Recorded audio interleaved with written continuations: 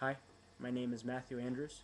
I just graduated from the Harvard University Extension School, and I just completed my advanced course at ATI in how to teach English to speakers of other languages.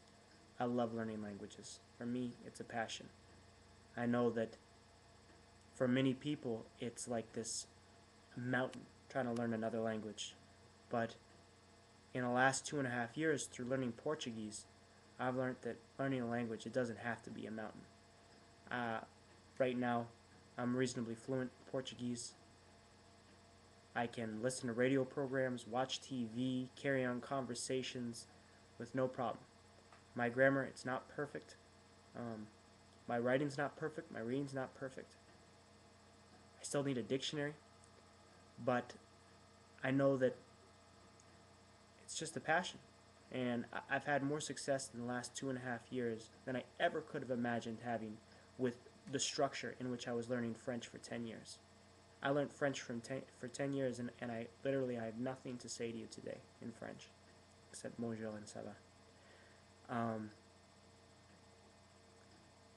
And I think that a lot of the reason why people often have so little success and so little retention when they learn a language is because the the methodologies that are being applied to them while they're learning are not effective. They don't really work, and they're not really giving the student what they need at that point. I think that there are particular learners out there that they are like pure autonomous learners from the beginning, and you hardly need an instructor for them. You give them a textbook and they're going to figure it out. And those learners, they're awesome. That's great. But I know that when I was younger, I was not at that level. I could not learn a language on my own.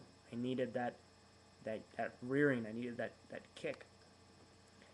And so while doing the course at ATI, we went over many different methodologies for how to effectively teach reading, speaking, listening, and writing and grammar to people with different learning styles. A few of the methodologies that occur to me right now are the lexical grammatical approach, the theory of connectionism. I think that's applicable almost everywhere, and also task-based learning. I think that so much of the time in the classroom, once the students receive input, they have so little time, or they have no time at all, to make output with that input that they just received. And I think that that's the real crux of what task-based learning is about. And I think that if we can learn to apply that in frequently in classroom settings, that we will see a much different result from how our students are responding to their language courses and what they're really getting out of them. The whole thing that I'm trying to drive at right now is that I think that unless a student is on fire for learning that language, I think that their chances of going home and actually doing their homework are greatly reduced. Or doing it with heart, actually doing it to learn it. I think that much of the time, people go home and they do homework with no heart. They're doing homework to find out the answers, rather than doing homework to find out how to speak the language, how to read the language, how to write the language. There's no real heart behind it. They've completely left the original reason why they started taking the course. I very much I want to do away with that.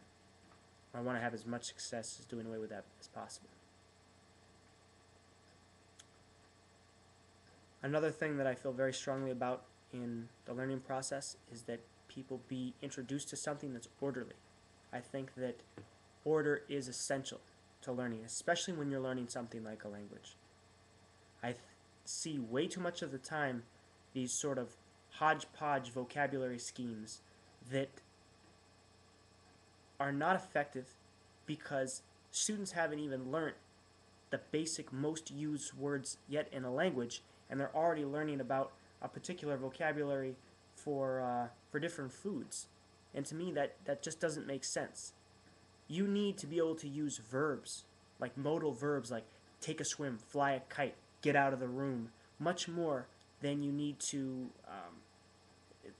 know all the different things that are in a hamburger. And I think that obviously it's challenging to develop a curriculum that is really going to present the basic needs of a language. We need to study that as a group. We need to understand better what that is. But I know that it's one of my goals as a teacher to help students acquire that really useful, that basic English vocabulary, that once they've acquired it, that they're going to be much more comfortable uh, being around native English speakers and interacting with them. Of course, I know that this all depends on what the individual's needs are. We have students who, for instance, they're just going to want to learn how to read and write English. They're not going to want to learn how to speak and how to listen in English because it's not what they're doing. They're trying to do research in English or something.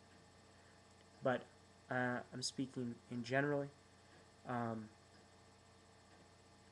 So we need an ordered curriculum where every single lesson plan is planned out, how much time you're going to spend on each activity in the lesson, and furthermore, how you're going to evaluate particular things in that lesson. How are you going to challenge the students that are obviously ahead of the curve? They're ahead of the class.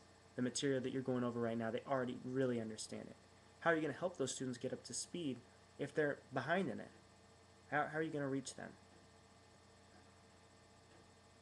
I myself, I only have a little teaching experience, but I know that I'm looking to make a career out of teaching.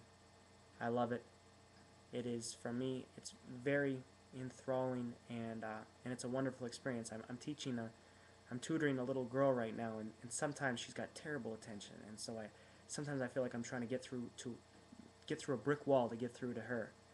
But I know that the whole major thing that we're trying to learn right now, and that I'm trying to teach her, is forget about the answers. Forget about what the answer is. Get down to what are you learning. If you're learning how to look up words in the dictionary, well then let's just practice looking up words in the dictionary. We can do your homework as we go through this, but how much more of an effective student will you be if you actually learn the material rather than just getting the answers? I thank you very much for your time. I very much look forward to speaking with you in the future, and I hope you have a wonderful day.